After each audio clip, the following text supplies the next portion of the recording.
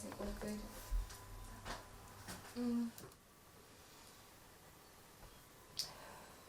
Я знаю, що у вас тато так теж військовий. Так, можна сказати, йому був ще залишився тиждень до кінця служби. І на наступний день ми вже поїхали забирати його в морг. Ніколи не думала, що поїду на машині груз-200 забирати свого чоловіка.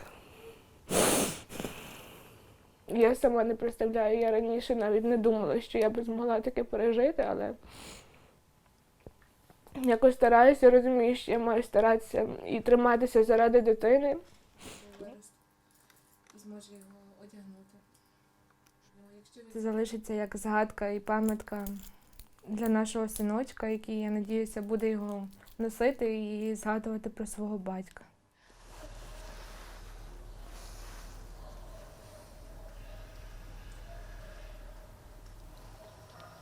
Ось це саме та куртка, в якій він був, так як в ній була його перепустка, його речі, особисті, його телефон. Як нам сказали, що їх просто в підвалі придавили великотонною плитою, тобто вони відразу загинули, вони навіть і не мучилися.